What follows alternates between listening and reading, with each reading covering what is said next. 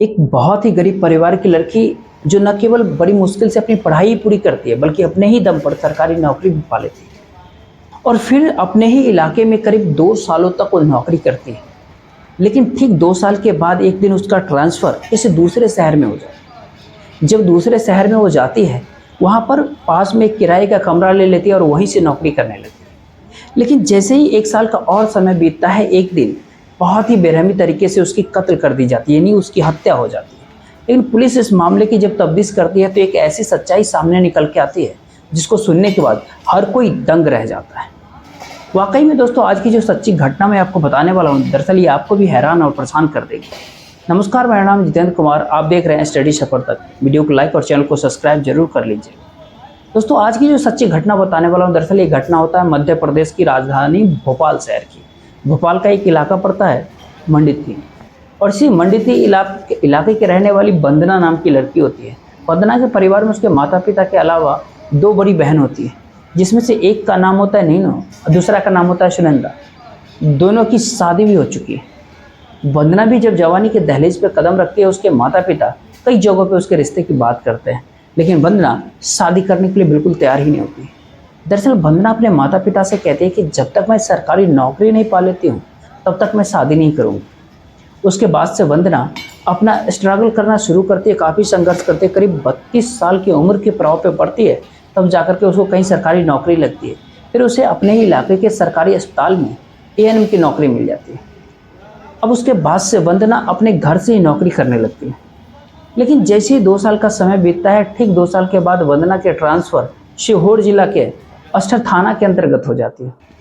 उसके बाद से वंदना अष्टा इलाके में चली जाती है, वहीं पे एक किराए का कमरा लेकर के नौकरी करने लगती है। करीब करीब 1 साल का और समय बीतता है। इस दौरान वंदना अपने माता पिता के अलावा बहनों से भी बातचीत करती रहती है। बात मैं आपसे कर रहा हूँ 31 जनवरी 2024 की सुबह की। हर रोज़ की तरह वंदना अपने ड्यूटी पे तो जाती है, लेकिन दोपहर के बाद से उसका मोबाइल स्विच ऑफ हो जाता है।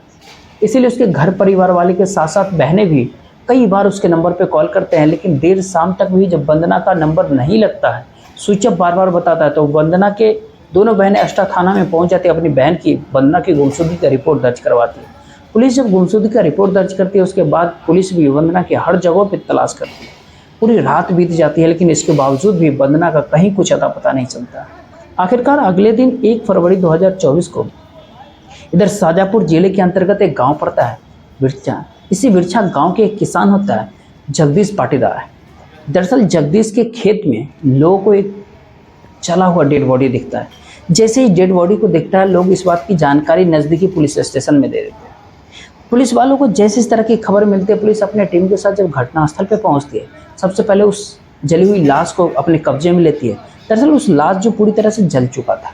पुलिस जब उस लाश को चेक करते हैं तो उसके पैर में एक बिछिया और हाथ में कुछ चूड़ियाँ रहती है, जिसको देख करके पुलिस अंदाज़ा लगाती है शायद मरने वाली एक महिला है। पुलिस जब घटनास्थल की मुआयना करती है तो वहाँ पर पुलिस को कुछ पेपर भी मिलते हैं, जिस पर आष्टा थाने के अंतर्गत एक सरकारी अस्पताल का नाम लिखा हुआ था। पुलिस घटनास्थल पर जो कुछ भी वहाँ पर साक्ष्य मिलता है, उस सबूत के तौर पर उसे अपने कब्जे में रख लेती है। फिर उस लाश के बारे में वहाँ पर मौजूद आसपास के लोगों से पूछताछ करती है। गांव के लोग बताते हैं कि साहब, हम इस महिला को तो नहीं जानते, लेकिन कल देर शाम हमारे गांव में एक मारुति वैन दिखाई दी थी। पुलिस अब उस महिला की डेड बॉडी के बारे में पता लगाने के लिए आष्टा थाने में जाती है और जाकर के उस सारा सामान दिखाती है और फिर आष्टा थाने के पुलिस से पूछताछ करती है। जैसे उस महिला के बारे में आष्टा थाने से पूछताछ करती है, आष्टा थाने के पुलिस वाले अब वंदना की दोनों बहन नीलम और सुनंदा को थाने बुला लेते हैं।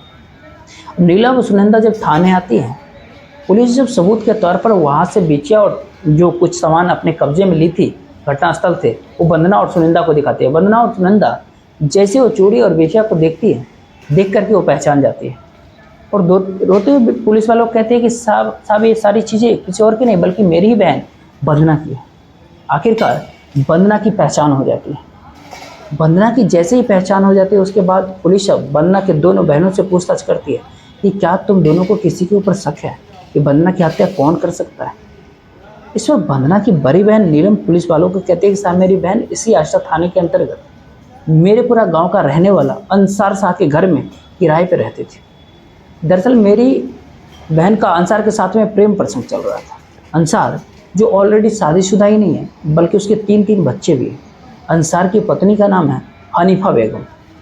नीलम जैसे ही सारी बात पुलिस वालों को बताते हैं, पुलिस वाले नीलम के कहने पर अंसार के घर पे जाती है और वहाँ से अंसार को अपने साथ गिरफ्तार करके थाने ले आती है और फिर अंसार से वंदना की हत्या के बारे में पूछताछ करती है। अब अंसार भी बिना सख्ती दबाव के ही तुरंत ही अपने जुर्म को कबूल कर लेता है। लेकिन पुलिस जब अंसार से वंदना की हत्या के बारे में पूछताछ करती है कि तुमने हत्या कैसे किया है, अंसार सही तरीके से पुलिस वालों को नहीं बताता है, जिससे पुलिस को ऐसा लगता है कि शायद अंसार कुछ छुपाने की प्रयास कर रहा है। दरअसल पुलिस अब इधर अंसार से पूछताछ कर ही रही थी, तब तक इधर उस मारुति वैन का ड्राइवर के बारे में पता चल जाता है। पुलिस जब उस ड्राइवर से पूछताछ करती है तो ड्राइवर बताता है कि साहब उस दिन मेरे गाड़ी में एक महिला और एक पुरुष मौजूद थे, उनके साथ में एक बहुत बड़ा ड्रम होता। दरअसल मैंने उन दोनों को मीरपुरा इलाका से उठाया था और फिर शाम के समय बिरछा इलाके में जाकर के छोड़ दिया था। उसके बाद से दोनों ने मुझे किराया दे दिया और मैं वहाँ से वापस अपने घर चला। ड्राइवर जैसे इस तरह की बातें कहता है, पुलिस वाले अब ड्राइवर के सामने अंसार को लेकर के जाती है। लेकिन ड्राइवर जब अंसार को देखता है, पुलिस वालों से कहता है कि नहीं साहब, उस दिन गाड़ी में ये व्यक्ति मौजूद नहीं था। लेकिन ड्राइवर जब पुलिस वालों से कहता है कि हमने उन दोनों को मीरपुरा इलाके से उठाया था, पुलिस अब फिर से अंसार के घर पे जाती है और अंसार की पत्नी हनीफा बेगम को अपने साथ गिरफ्तार करके थाने ले आती है। ड्राइवर जब हनीफा को देखता है तो देख करके पहचान जाता है। जैसे हनीफा को पहचानता है, उसके बाद से पुलिस हनीफा से वंदना की हत्या के बारे में सख्ती दबाव से पूछताछ करती है। पुलिस जैसे ही अपना सख्ती दबाव दिखाना शुरू करती है, आखिरकार हनीफा अपनी सच्चाई को कबूल कर लेती है। लेकिन हनीफा जब इस हत्याकांड की पूरी कहानी को बताती है तो सच में इसको सुनने के बाद हर कोई सोच में पड़ जाता है। दरअसल इस पूरी कहानी की शुरुआत होती है जब वंदना आष्ठा इलाके में अपनी नौकरी करने के लिए पहुंचती है। यहीं पर एक किराए का कमरा लेकर के एएनएम की जब नौकरी करती है, अक्सर उस गाँव में घूम घूम करके महिलाओं को स्वास्थ्य के बारे में समझाना होता है। आसपास के इलाकों में जब वो पहुंचती है, अपने स्कूटी से इलाकों में चली जाती है, लेकिन दूर के इलाकों में जब उसको जाना होता है तो बस से सफ़र करती है। दूर के इलाकों में जब वो बस के द्वारा अपनी नौकरी करने जाती है, उसी बस में वंदना की मुलाकात अंसार से हो जाती है। दरअसल अंसार उसी बस में कंडक्टरी का नौकरी करता है। बार बार जब बस के द्वारा सफ़र करना वो शुरू करती है, इधर अंसार और जब वंदना की मुलाकात बार बार होने लगती है तो दोनों के बीच में जान पहचान हो जाती है। उसके बाद से अंसार वंदना की काफ़ी आवभगत भी करता है। दरअसल पहले ही अंसार वंदना के लिए सीट ही नहीं खाली करके रखता, बल्कि वंदना जब बस में पहुंचती है उसके लिए खाने पीने का भी इंतजाम करता है। जैसे कुछ दिन का समय बीतता है, वंदना और अंसार के बीच में अच्छी खासी दोस्ती हो जाती है। लेकिन जैसे ही दोस्ती होती है, अंसार अपने बारे में वंदना से सब कुछ सच सच बता देता है कि मैं ऑलरेडी शादीशुदा ही नहीं हूँ, बल्कि मेरे 3-3 बच्चे भी हैं। लेकिन अंसार को जब ये पता चलता है कि वंदना उसी इलाके में किराए के कमरे में रहती है, अंसार एक दिन वंदना को एक सुझाव दे देता है। कहता है कि क्यों ना तुम मेरे ही घर पे किराए में रह लो। अपने ही घर पे जब किराए का कमरा देने के लिए जब वो कहता है, वंदना भी इसके लिए तैयार हो जाती है और फिर अंसार के घर में किराए पे रहने लगती है। जब उसके घर पे किराए पे रहने लगती है और जब कुछ दिन का समय बीतता है, आखिरकार इन दोनों की दोस्ती प्यार में बदल जाता है। लेकिन जैसे ही दोनों के बीच में प्रेम प्रसंग शुरू होता है, आखिरकार वो समय भी आ जाता है जब एक दिन अंसार के घर के भीतर ही दोनों के बीच में अवैध संबंध भी बन जाता है। लेकिन जैसे ही दोनों के बीच में अवैध संबंध बनता है, इस तरह का रिश्ता कायम होता है, अंसार काफ़ी डर जाता है। अंसार को अभी ये डर सताने लगता है कि एक न एक दिन शायद इस बारे में उसकी पत्नी और बच्चों को जरूर पता चल जाए। इधर अंसार को ऐसा लगता है कि शायद वंदना उसके साथ में केवल टाइम पास कर रही है, जैसे उसका यहाँ से तबादला होगा, वंदना यहाँ से चली जाएगी। इसलिए अंसार जा कर के अपनी पत्नी से सारी सच्चाई बता देता है। दरअसल अंसार अपनी पत्नी को झूठ कहता है कि मेरे और वंदना के बीच में प्रेम प्रसंग चल रहा है और वंदना कुछ दिन के बाद यहाँ से चली जाएगी। लेकिन जब तक वो यहाँ पे रहना चाहती है, मेरे साथ संबंध बनाना चाहती है, बदले में वो अपनी सारी कमाई हमें देने के लिए तैयार है। जैसे ही पैसों की लालच देता है, हनीफा भी पैसों की लालच में आ जाती है। क्योंकि अंसार जितना पैसा कमा रहा था, उसका घर तो खर्च चल रहा था घर का, लेकिन हनीफा के सुख शौक पूरे नहीं हो रहे थे। इसलिए हनीफा भी पैसों के लालच में पड़ जाती है और अपने पति को इजाज़त देती है। उसके बाद हनीफा के घर में उसके सामने ही वंदना और अंसार के बीच में दैहिक संबंध ही नहीं बनता, बल्कि खुद हनीफा रखवाली भी उसकी करती है कि कहीं इस बात की जानकारी आसपास के लोगों को न पता चल जाए। इधर वंदना भी जो पैसा कमाती है, दिल खोल करके अंसार के परिवार पर लुटाने लगती है। समय धीरे धीरे अच्छे तरीके से बीतना शुरू होता है, लेकिन जैसे कुछ महीने का समय और बीतता है, अब वंदना को लगता है कि वो अपना सब कुछ अंसार के ऊपर लुटा तो दी है, लेकिन बदले में उसको मिला क्या है, क्योंकि उसका अंसार के ऊपर कोई हक भी तो नहीं है। दरअसल वंदना अब अंसार से शादी करने का फैसला कर लेती है, लेकिन चाहकर भी वो अपने दिल की बात अंसार से नहीं बताती, बल्कि खर्च देना बंद कर देती है। लेकिन जैसे ही पैसे देना बंद करते हैं, उसके बाद वंदना और हनीफा के बीच में झगड़े होना शुरू हो जाते हैं।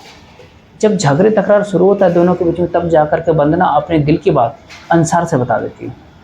दरअसल वंदना अंसार से कहती है कि तुम मुझसे शादी कर। शादी की बात जैसे वो कहती है, ये सुन करके हनीफा एकदम से गुस्से में आ जाती है। हनीफा अपने पति के ऊपर दबाव डालने लगती है कि तुम किसी कीमत पे वंदना से शादी नहीं करोगे। अंसार भी वंदना को समझाते हुए कहता है कि हम दोनों कैसे शादी कर सकते हैं, तुम हिंदू हो, हम मुसलमान हैं। जब जाति धर्म बीच में लेकर के आता है, वंदना अपना धर्म परिवर्तन करने के लिए भी तैयार हो जाती है। लेकिन वंदना और हनीफा के बीच में जब आए थे झगड़े होना शुरू हो जाता है, उसके बाद से वंदना हनीफा का घर खाली कर देती है और बगल में जाकर एक किराए का कमरा लेकर के रहने लगती है। लेकिन बगल में जो किराए का कमरा ले लेती है, इसके बावजूद भी वंदना और अंसार का मिलना जुलना बंद नहीं होता। अंसार जब वंदना से मिलने के लिए उसके कमरे पे आता है, अब वंदना अंसार के ऊपर दबाव देते हुए कहती है कि तुम अपने पत्नी को तलाक दे दो और मुझसे शादी कर लो। जब उसके ऊपर दबाव डालना शुरू करती है, अंसार भी काफ़ी सोच विचार करने के बाद फैसला ले लेता है कि वो अपनी पत्नी को छोड़ देगा और वंदना से शादी कर लेगा। अंसार को ऐसा लगता है कि वंदना के पास सरकारी नौकरी ही नहीं है, बल्कि ठीक ठाक पैसा भी वो कमाती है। इसीलिए अब अंसार जाकर के अपनी पत्नी हनीफा से कहता है, मैं तुम्हें तलाक देना चाहता हूँ। जैसे वो तलाक की बात कहता है, ये सुन करके हनीफा एकदम से डर जाती है। दरअसल हनीफा को अब अपना परिवार उजड़ते हुए दिखाई देता है। हनीफा अंसार को काफ़ी समझाने की कोशिश करता है, लेकिन अब अंसार भी अपने जिद पे उतर जाता है कि अगर वो शादी करेगा तो सिर्फ और सिर्फ वंदना से ही। जब अपने जिद से वो पीछे नहीं हटता, अब हनीफा अपने परिवार को बचाने के लिए वंदना को इस दुनिया से हटाने का तय कर लेती है, क्योंकि हनीफा को ऐसा लगता है कि वंदना की वजह से उसका परिवार खराब हो रहा है। उसके बाद से हनीफा और वंदना को इस दुनिया से हटाने के लिए एक प्लान तैयार करता है और अपने इस प्लान में अपने ही एक किराएदार को शामिल कर लेता है, जो एक पेशे से तांत्रिक होता है। जैसे वंदना को इस दुनिया से हटाने का तय करते हैं, उसके बाद से इसी प्लान के तहत 31 जनवरी 2024 को करीब दोपहर के समय में वंदना के हॉस्पिटल में वो पहुंचती है और जाकर के उसको कहती है कि मेरे घर पे चलो, आज ही हम फैसला करेंगे और मैं अपने पति को छोड़ दूँगी। हनीफा जब अपने पति को छोड़ने के लिए बात कहती है, वंदना भी हनीफा की बातों में आ जाती है और फिर उसके साथ घर पे आ जाती है। हनीफा जब वंदना को लेकर के अपने घर पे आती है, उस समय उसके घर पे उसका किराएदार वो तांत्रिक भी मौजूद था। जैसे वो घर पे आती है, अंसार को ही लेकर के अब हनीफा और वंदना के बीच में झगड़े तकरार शुरू हो जाते हैं। जैसे झगड़े तकरार शुरू होते हैं, उसके बाद से हनीफा अपने घर के भीतर से एक भारी लोहा के रॉड उठा के लाता है, उसी से वंदना के सर पे काफ़ी जोर से वार कर देती है, जिसके वजह से वंदना गंभीर अवस्था में वहीं पे गिर जाता है। जैसे ही नीचे ज़मीन पे वो गिर जाती है, उसके बाद से हनीफा और उसका किराएदार रामचंद्र जो होता है, वो दोनों मिलकर के वंदना की गला दबा करके हत्या कर देता है। वंदना की जब मौत हो जाती है, उसके बाद से उसकी लाश को ठिकाने लगाने के लिए एक मारुति वैन को बुक करता है और वंदना की डेड बॉडी को एक भारी ड्रम में पैक कर लेता है। करीब 3-4 बजे के आसपास जब अपने घर से निकलते हैं, उस ड्रम को कार में लेकर के बिरछा इलाके में जाते हैं। वहाँ पर जाकर एक खेत में वो रुकते हैं, ड्राइवर को वापस वहाँ से भेज देते हैं। वहाँ से करीब 2 किलोमीटर दूर रामचंद्र जा कर के 2 लीटर पेट्रोल खरीद करके लाता है और उसी खेत के भीतर वंदना के शरीर पर डाल करके उसको आग के हवाले कर देता है। उसके बाद से वहाँ पर से रामचंद्र अपने दोस्त देवेंद्र के पास भोपाल पहुँच जाता है और इधर हनीफा अपने घर पे वापस आ जाती है।